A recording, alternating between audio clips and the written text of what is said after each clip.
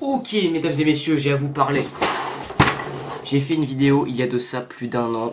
Salut tous les amis, c'est Weezer, on se retrouve pour une nouvelle vidéo.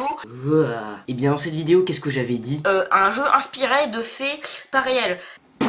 Sauf que ça a ramené une masse, mais d'abrutis de fans du jeu Five Nights at Freddy's qui me sortent à chaque fois. Oui, mais le restaurant, il a existé.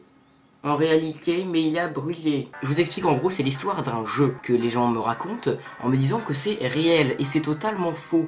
L'histoire de Five Nights at Freddy's est totalement inventée de faits effectivement réels, et je le savais, mais sur le coup, en fait, j'ai complètement perdu mes mots puisque cette vidéo n'était pas écrite, juste balancée du random. Mais aujourd'hui, je viens pour vous raconter bien mieux que ça. C'est que Five Nights at Freddy's n'est pas réel.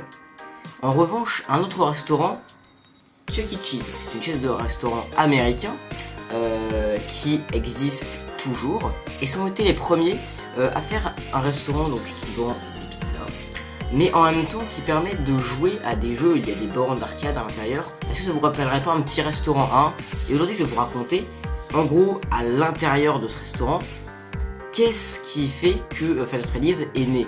Commençons avec la première histoire que l'on va nommer l'homicide de 93.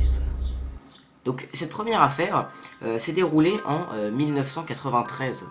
On va parler de Nathan Dunlap, un employé de Chuck E. Cheese, qui se sera fait licencier pour non-respect des ordres de travail. Il s'est donc caché dans les sanitaires du bâtiment, d'un des bâtiments d'ailleurs, en attendant exactement 22h05. À 22h05, il y a encore quelques employés à l'intérieur, des gens qui nettoient, des gens qui rangent, des employés. À 22h05, comme je le disais, il sort avec un revolver et se met à faire un massacre. Il tuera donc 4 personnes et en blessera une gravement. Parmi les morts se trouvera le gardien de nuit du restaurant. Et alors si là, vous faites pas le tilt dans votre tête, le rapprochement de vous dire tiens c'est marrant, gardien de nuit et tout, c'est que vous avez un problème. Cette histoire, elle, est vraie. On parle de quelqu'un qui était pas bien, et de s'être fait virer, il était pas hyper content, il a pris un revolver, il a shooté des gens aux États-Unis, j'ai envie de vous dire, voilà. Mais du coup, les caméras de surveillance ont tout filmé, et malheureusement, Nathan Dunlap s'est fait arrêter, enfin malheureusement pour lui en tout cas, parce que je veux dire, du point de vue des gens qui se sont fait tuer, et de tout le monde en fait, bah, c'est mieux qu'il soit fait arrêter. On parle du coup maintenant de la deuxième histoire. Une pizza spéciale. Alors la seconde affaire s'est déroulée dans les environs des années 1970. Donc le responsable de ce qui s'est passé dans cette histoire, c'est un certain Paul Lewis. Paul Lewis, c'est une personne qui était psychologiquement instable, donc qui pouvait avoir des problèmes, mais visiblement personne n'avait de problème avec lui. Il était sympathique, cool, agréable, les gens l'aimaient bien. En fait, c'est quelqu'un qui avait des gros problèmes, comme je vous l'ai dit, psychologiques et mentaux. Ce qui fait qu'il avait des tendances psychopathes.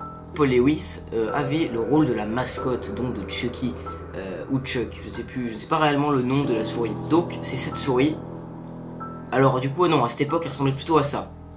Oui, je vous avoue, on a beaucoup moins envie de la suivre tout d'un coup.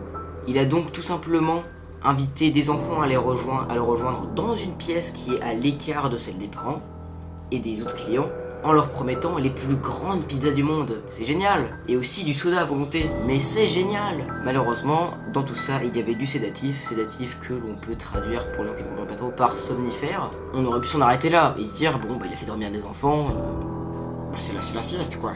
Non, non, Paul Lewis, elle est bien plus loin que ça. Paul Lewis a endormi ses enfants pour utiliser leur chair, une fois qu'il les aurait tués, dans une pizza. Cette histoire n'est pas fausse. Il aurait renommé une pizza Chucky's Special sur la carte avec de la chair d'enfant.